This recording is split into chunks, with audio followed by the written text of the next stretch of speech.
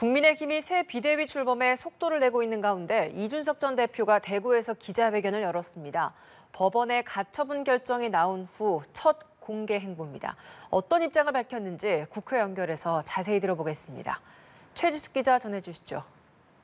네, 이준석 전 대표는 오늘 오후 대구 중구 김광석 거리에서 기자회견에 나섰습니다. 공개석상에서 입장을 밝힌 건 지난달 법원의 주호영 비상대책위원장 직무정지 가처분 결정 이후 처음인데요. 윤석열 대통령과 국민의힘을 향해 또 한 번 작심 발언에 나섰습니다. 이 전 대표는 윤석열 정부를 지적할 자유가 있고 대통령 역시 내부 총질이라고 지적할 수 있다며 금지곡을 계속 부르겠다고 밝혔습니다. 그러면서 복지부동인 대구 정치인들이 강자에게 강하고 약자에게 약한 정치를 할 수 있도록 죽비를 들어달라고 강조했습니다. 발언 도중 감정이 복받친 듯 눈시울을 붉히기도 했습니다. 국민의힘이 새 비대위를 출범시키기로 하고 관련 절차에 돌입한 가운데 이 전 대표도 여론전에 다시 시동을 거는 모양새인데요. 이 전 대표는 당원당규 졸속 개정은 반헌법적이라면서 부끄럽고 개탄스러운 일이라고 비판했습니다. 국민의힘은 내일 전국위원회를 열어 비상상황 요건을 선출직 최고위원 5명 중 4명 이상 사퇴로 구체화한 당원 개정안을 의결합니다.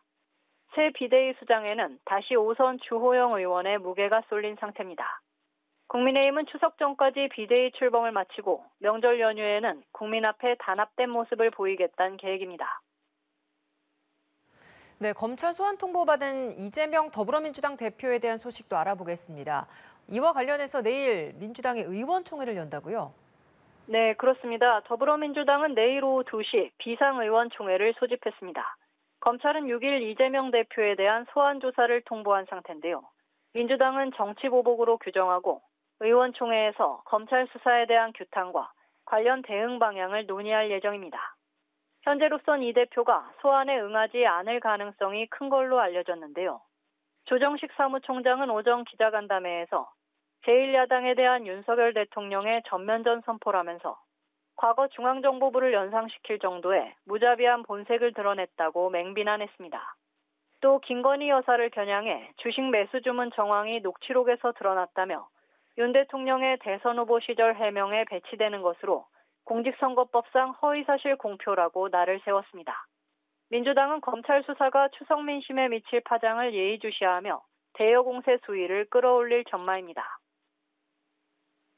네, 그런가 하면 정의당 비례대표 국회의원 사퇴 권고 여부를 묻는 당원 총투표 결과를 오늘 발표하는데 관련 소식도 좀 전해주시죠. 네, 정의당은 오늘 오후 비례대표 국회의원 총사퇴 권고에 대한 전당원 투표 결과를 발표합니다. 대선과 지방선거의 연이은 참패에 따른 당 쇄신책의 일환인데 가결돼도 강제성은 없지만 거취에 대한 압박으로 작용할 전망입니다. 당 선관위가 앞서 진행한 온라인 투표와 오늘 ARS 투표의 결과를 합산하게 되는데요. 투표율 20%가 넘어가면 투표가 성립되며 가결 기준은 투표자 과반입니다. 정의당은 현재 소속 의원 6명 중 5명이 비례대표인데요. 의원 사퇴 권고를 위한 전당원 투표는 역대 정당에서 이례적인 일로 그 결과에 관심이 쏠리고 있습니다. 지금까지 국회에서 전해드렸습니다.